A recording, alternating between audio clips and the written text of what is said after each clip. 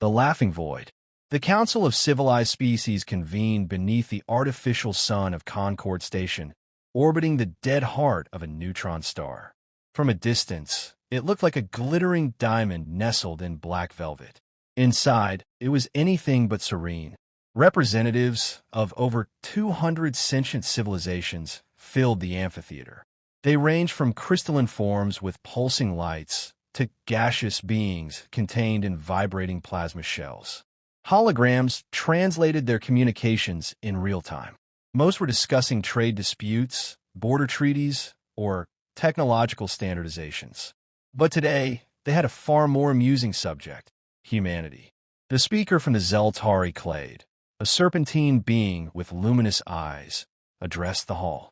The bipedal primates from Sector 92C have arrived. They claim to have joined our fold and brought their entire naval force. It paused, the corners of its lipless mouth twitching. Singular. Laughter rippled through the chamber. The crystalline Svar harmonized their giggles into a mock symphony. The Grotz Confederation's jelly-like ambassador wobbled with delight. A flickering message buzzed through the council net. One ship to represent an entire planet? How quaint. At the center of the chamber, a human stood.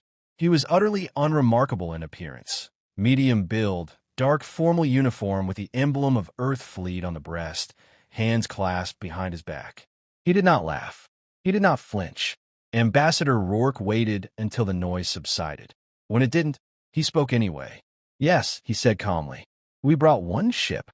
That quiet statement managed to cut through the chamber's cacophony like a well-aimed rail slug. Not because of volume, but because of what followed. "It's all we needed." The laughter halted. Not in shock. Not yet, but in confusion. Was this species arrogant? Delusional? Or worse, serious? A being from the Onari hive clicked its mandibles. A gesture of peace, perhaps. Symbolic. "Surely your race has more than one actual warship." Rourke's expression didn't change. "We had more. We scrapped them." The silence spread, uneasy now. "We put everything we knew into one vessel. Every tactic, every weapon, every nightmare we could dream of. Because when you come from a world where your own species nearly annihilated itself a dozen times, you learn efficiency." The Zeltari scoffed, scales rippling. Or foolishness. The Svar clicked melodiously. Or desperation disguised as pride. Rourke inclined his head. "You're free to believe that." A panel near him lit up with the projection of a vessel. It was unlike the sleek designs the council preferred. It was angular, brutal, its hull bore black, plating laced with glowing red veins. There were no visible gun ports, only sealed plates and bulges that could have hidden anything. Its name was emblazoned in stark white, UHS Dauntless. A few council species muttered in low frequencies. Primitive, ugly, overcompensating, too small, too human.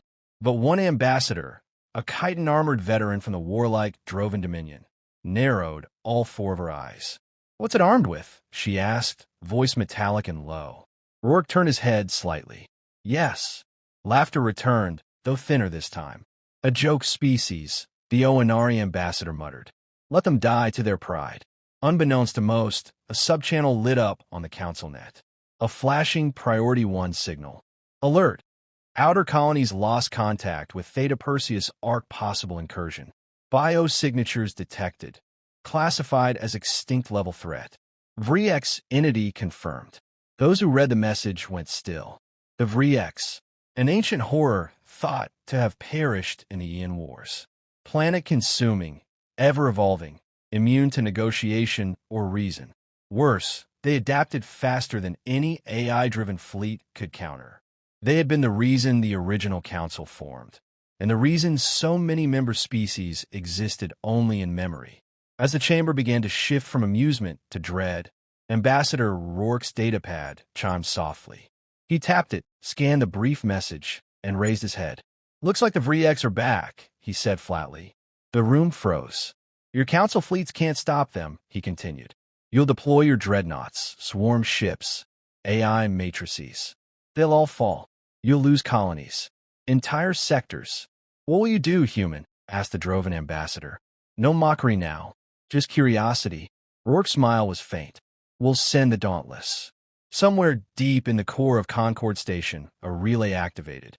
In high orbit around Earth, a solitary vessel unlatched from its dry dock cradle.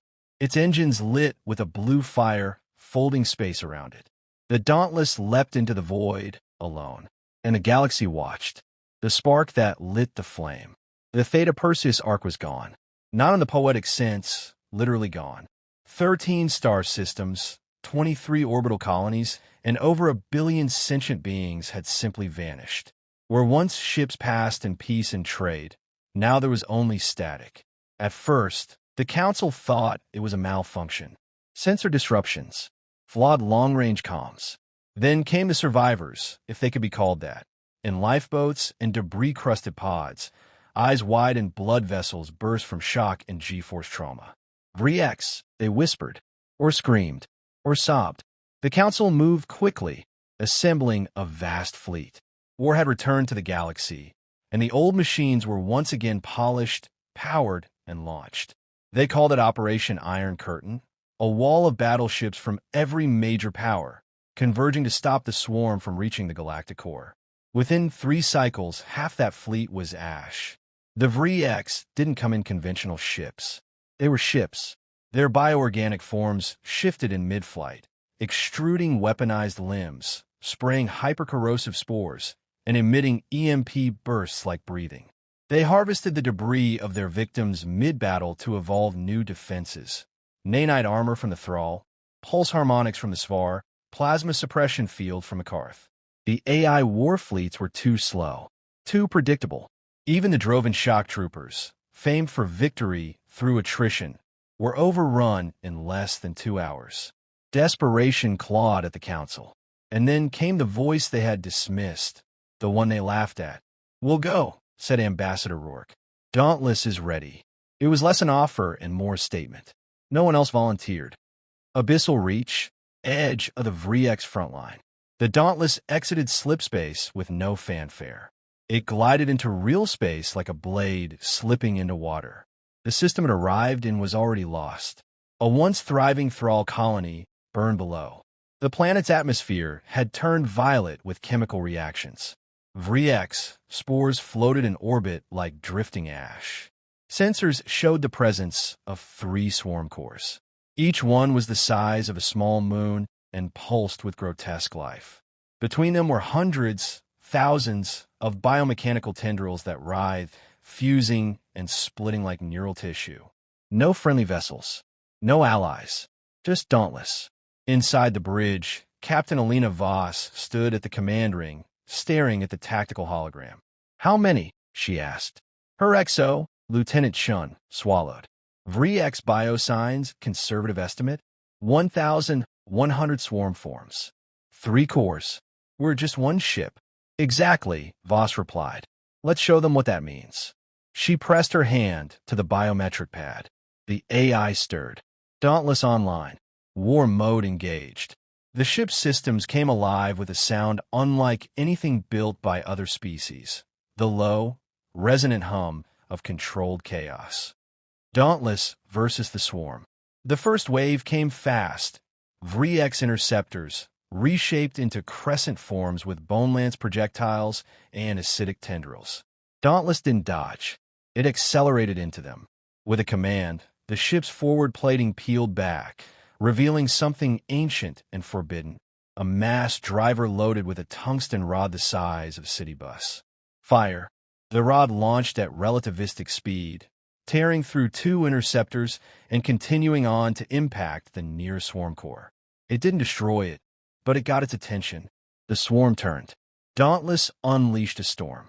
Hyperkinetic slugs, rotating EMP missiles, a burst of chaff drones that emitted human screams in 50 languages, engineered to trigger confusion in adaptive enemy AI. Then the Dauntless did something that stunned even its own crew. It turned off its targeting AI. "Manual control," Voss ordered. "Bring up interface overlay." "Let's go old school." "Ma'am." Shun blinked. "That's insane." "So are we," Voss smiled grimly. "They can't predict madness." Human tactics. The galaxy fought wars with precision, clean, mathematical, efficient. Humanity he fought with desperation. Dauntless didn't follow battle doctrine. It mimicked predators. It feigned weakness. It lured Vrix vessels into plasma clouds, igniting them. It used its own heat signatures to mask torpedo launches. It deployed old, almost mythological tactics like kamikaze dive and Crazy Ivan. The Vrix tried to adapt. Their vessels reshaped mid-battle. But Dauntless adapted faster, not through evolution, but through sheer human unpredictability. A swarm tendril latched onto Dauntless' hull. Instead of shaking off, Dauntless let it in. Automated internal drones funneled the organism into a chamber lined with white phosphorus and neutron emitters. The creature died screaming. "You brought a biology-based enemy into our ship." Chen asked, stunned. "Of course," Voss replied. "We studied them. Every old war record. Every fossil. We didn't forget." The turning point. After 2 hours, the battlefield was an inferno. Dauntless was damaged, its aft stabilizers fried, hull scarred, 3 weapon bays destroyed. But of the original swarm, only 1 core remained. It began to retreat, no longer curious, no longer adaptive, but afraid.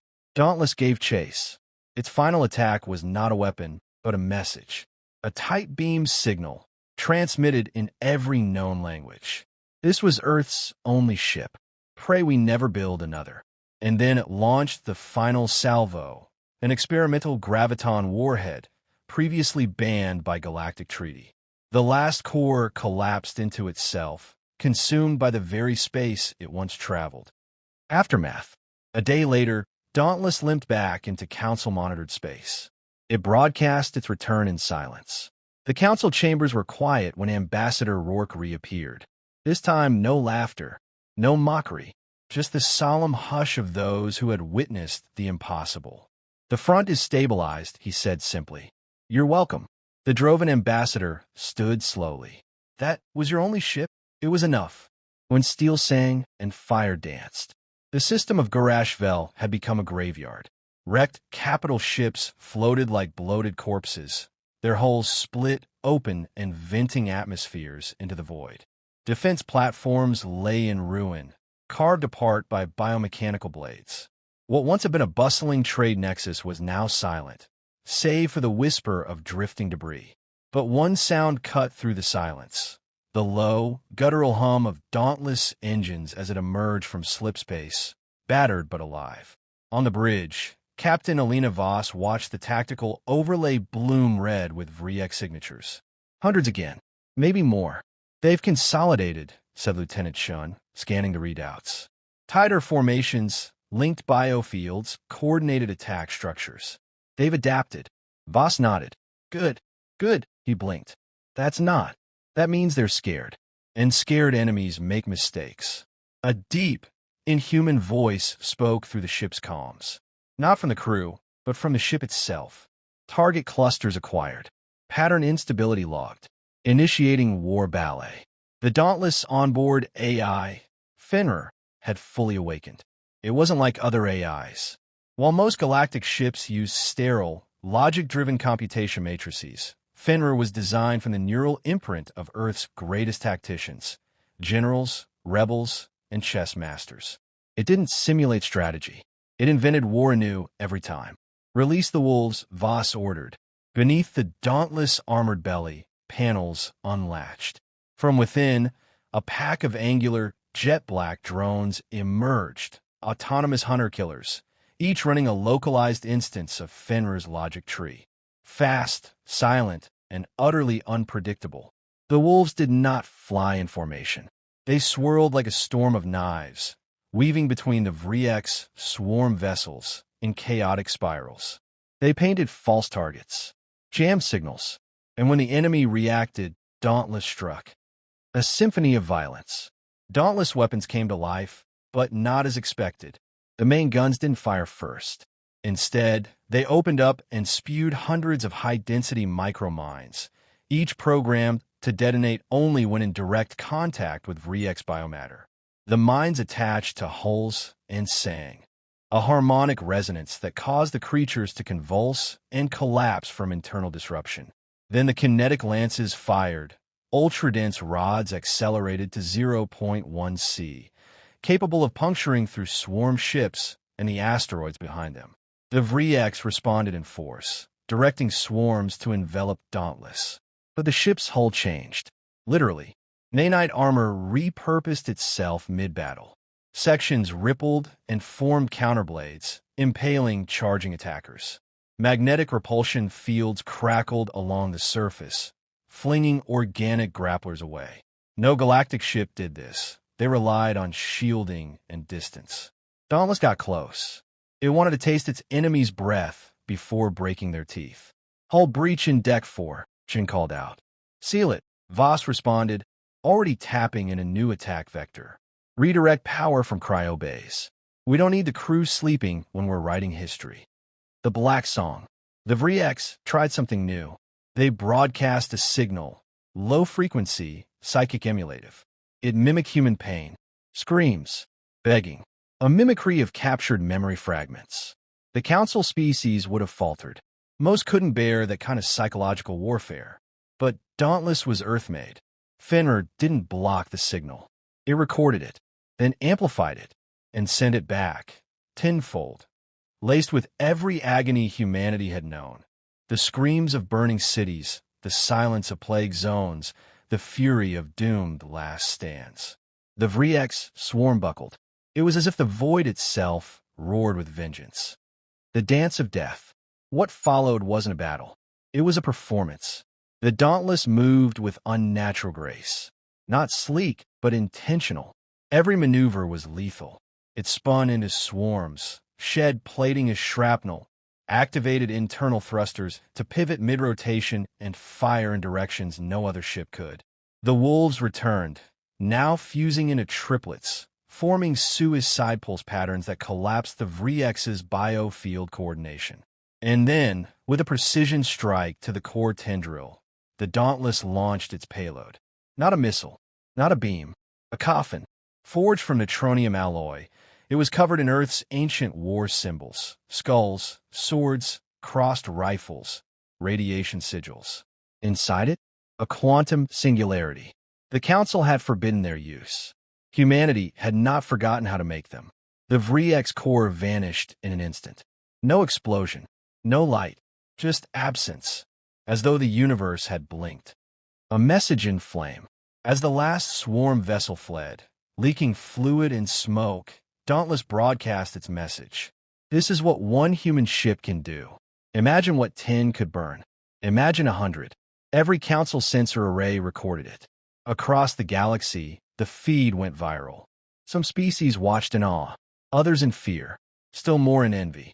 But none doubted what they saw. A single Earth warship, alone, victorious in a battle thousands of Council ships, could not survive. In the silence that followed, back on Concord Station, a new atmosphere reigned. No jokes, no jabs. Ambassador Rourke walked into the chamber. This time, the Council stood when he entered.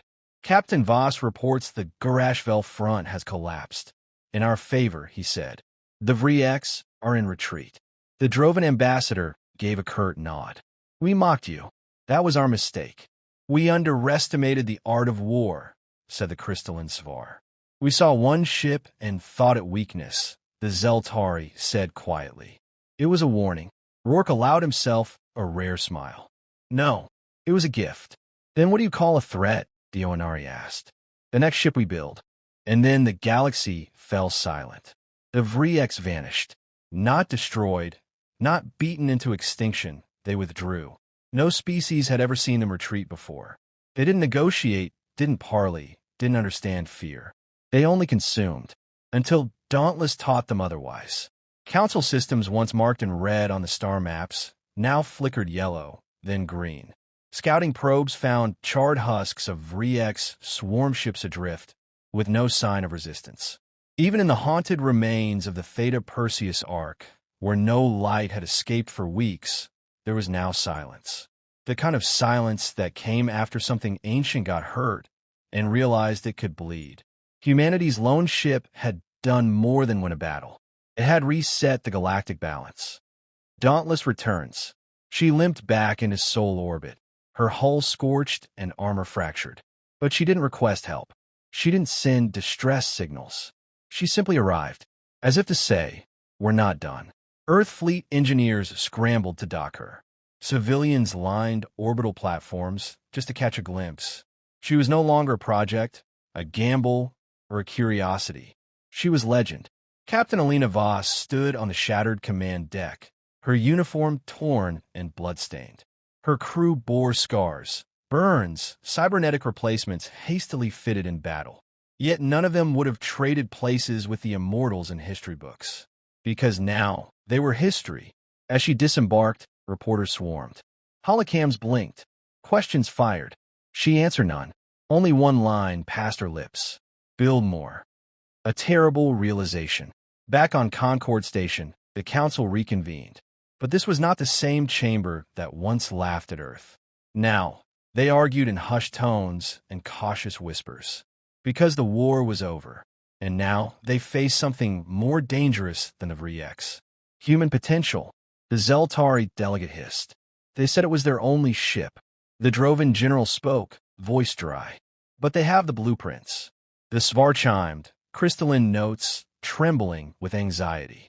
Their species has survived extinction events of their own making. They didn't evolve for peace. They perfected war because it was all they ever knew. Ambassador Rourke stood at the center of the chamber once more. Unarmed. Calm. "We didn't ask for this war," he said. "We only asked for respect. You gave us mockery. We answered with mercy." "Mercy," the Oanari ambassador buzzed angrily. "You annihilated an entire VRIEX hive system." "Yes," Rourke replied. "And we stopped there." He turned slowly, locking eyes, if that word could be applied, with each representative. "Imagine if we hadn't." Repercussions. Suddenly, council powers began to recalculate. Trade deals shifted. Border disputes that once sparked skirmishes were quietly resolved. Long-standing threats from pirate factions and rogue AI enclaves mysteriously disappeared. Rumors suggested Earthfleet had paid visits in silence. Everyone had the same thought. If one Dauntless did this, how many more are they building? Some sent spies. They never returned. Others sent envoys. Earth accepted them and began to teach. Not weapons, not technology, tactics. The terrifying thing, the Council realized, was not that humans had superior arms. It was that they thought differently. While other species had evolved in stable environments, humanity had evolved in chaos, and they thrived in it. What became of Dauntless? She never saw a museum, never became a relic. She was rebuilt, not repaired, reforged. Her hull was reinforced with salvaged VRIEX bioalloy. Her AI was upgraded with full, unrestricted autonomy. Her crew expanded to include volunteer tacticians from dozens of species. She became not just a weapon, but a school. Dauntless Academy. The first and only place in the galaxy where one could learn the art of asymmetric survival warfare, the human way. Thousands applied. Only hundreds survived training. But those who did became captains, strategists, rebel leaders, insurgents, not tools of conquest, but bulwarks against extinction. Humanity had given the galaxy more than fear. They'd given it resistance. And then the galaxy fell silent. It was not fear that silenced the Council. Not anymore. It was reverence. Where once the name Earth summoned laughter, now it summoned pause. Where once Dauntless meant arrogance, it now meant hope. A new age began. Not one of war, but of balance. The VRIEX, still lurking in the galactic dark, did not return. Pirates quieted. AI rebellions cooled. Even ancient rivalries dissolved in uneasy alliance. Because in every corner of the galaxy, every faction knew. Somewhere out there, humanity was watching. And if you pushed too far, too fast, too arrogantly, the Dauntless might come back. Final transmission. Years later, a signal was picked up in the galactic periphery. Encrypted, faint, human-coded. One line, pulsing in simple text. Dauntless class, production complete. Launching Vanguard fleet. Purpose, deterrence. No one knew how many ships. No one knew where they would be deployed. Only that now, the galaxy was not ruled by the largest fleets or the oldest empires. but by the memory of one ship that fought alone and changed everything.